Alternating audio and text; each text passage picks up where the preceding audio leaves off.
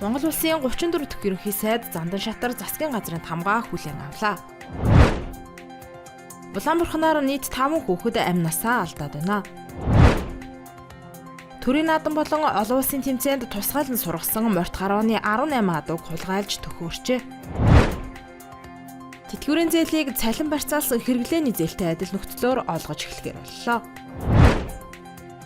Хиймэл оюуны 450 багш бэлтгэх хөтөлбөр аль биесээр эхэллээ. Энэ онд нэг аймаг 27 сум 100 жилийнхээ ойг тэмдэглэнэ. Ice Global-ийн цөөн хормын мэдээ эхэлж байна. Монгол улсын 34 дахь ерөнхий сайд Гомжовын Зандан шатар засгийн газрын тамгаа гардан авлаа. Монгол улсын 33 дахь ерөнхий сайд Оюун Эрдэнэ түүнд тамгыг гардуулан өгөхдөө улсын хөгжлийн төлөө хүлсэд амжилт өрөөж алсын хараа 2050 урт хугацааны хөгжлийн бодлогыг үргэлжлүүлэн ажиллахыг хүслээ. Харин шинэ ерөнхий сайд Зандан шатар ерөнхий сайд асан Оюун Эрдэнэд амжилт хүсээд алсын хараа шин сэргэлтийн бодлого болон хөгжлийн мега төслүүдийг амжилттай хэрэгжүүлж түүхэнд үлдэх эрхэм гавьяа байгуулсныг нь онцолжээ.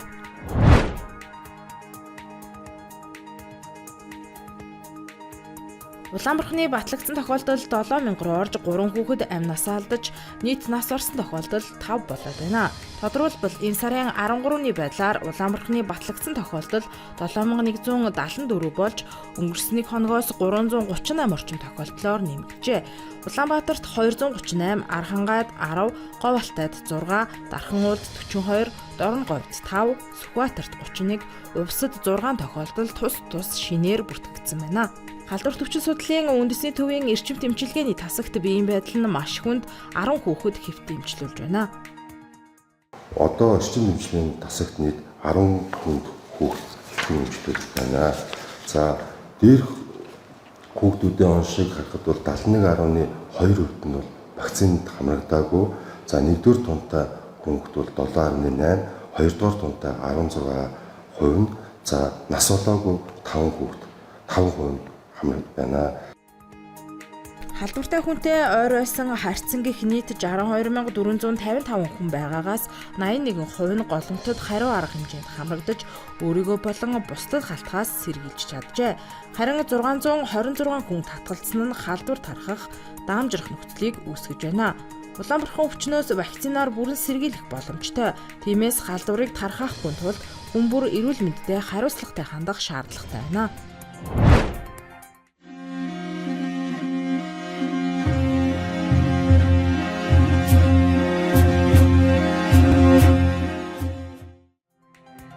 Төрийн наадам болон олон улсын тэмцээнд тусгаалan сургасан морьт гарууны 18 адууг хулгайлан төхөөрчээ. Тодорхойлбол морьдыг олон улсын тэмцээнд бэлтгэж Улаанбаатараас 20 км-ийн зайд орших Жаргалантын аманд зусаж байхад нь хулгайлжээ. Энэ сарын 7-ны үүрийн 04 цаг 30 минутанд 3-аас 4 хүн нийлэн хулгайж баруун хойш чиглэн тууж одсон баримт бичигдэж үлдсэн байна. Хэргийн мөрөөр эрүүгийн цагдаагийн албаны малын хулгайн гэмт хэрэгтэй тэмцэх тасаг хангуул налайх дүүргийн цагдаагийн хилтэс газар хамтран 3 хоног 90 сурвалжсны эцэст 5 хоногийн дараа сэжигтнүүдийг дайчлан баривчлалаа. Хэргийг 18-аас 29 насны 6 залуу үйлдсэн байж болцсошгүй байгаа бөгөөд морьдыг бүгдийг нь төхөөрчээ. Тухайн морьд нь үндэсний баяр наадмын нээлтэд оролцдог бөгөөд эх 8 дугаар сард манай улсад болох морьт гарууны дэлхийн авраг шалгаруулах тэмцээнд улсын шигшээ багийн тамирчид болон олон улсын шилдэг тамирчид унахаар бэлтгэж байжээ.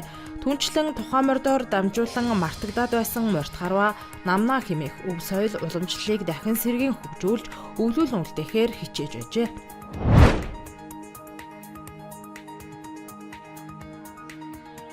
Тэтгэврийн зээлийг цалин барьцаалсан хэрэглээний зээлтэй адил нөхцлөөр олгож эхлэхээр боллоо. Ингэснээр тэтгэвэр барьцаалсан зээл авахд нийт тэтгэврийнхээ 50%-ийг зээлэнд үлдсэн 50% нь амжиргаагаа залгуулах боломжтой болж байна. Өөрөөр хэлбэл үр авлагын хэмжээ 50-ыг харьцах нь 50 байх ёстой гэж үзэж нэгдсэн нэг стандарт мөрдүүлэх ажлыг эхлүүлж байна. Хэрэглээний зээл чинь өөрөө жишг стандарт авахгүй цалингийн зээлтэй адилхан. Үр орлогын харьцаад 50% гэдгээр л явна. За өнөөдөр бол тэтгэврийн зээлийг бол 6 сараар олгож байгаа банк байна. 1 жилээр олгож байгаа банк байгаа. 24 сар буюу 2 жилээр олгож байгаа юм банк байна л да. Тэгэхээр энэ бол өөрөө банкных өөрийнх нь дотоод бодлогоор явж байгаа учраас тэр банкны тэр бодлогод нь бас төв банкнаас нөлөөлөхгүй л гэж хэлж байгаа. Тэтгэврийн орлого барьцаалсан зээл сүүлийн жилүүдэд 3-тай нэмэгдэж, зээлдэгчдийн хувьд өр төлбөрийн дарамт санхүүгийн ачаалал болж байна. Цаашид хүндэр хэрэгсэлтэй байгаа тул ийхүү тэтгэврийн зээлийг зохистой түвшинд нь зохицуулах шаардлагатай байна.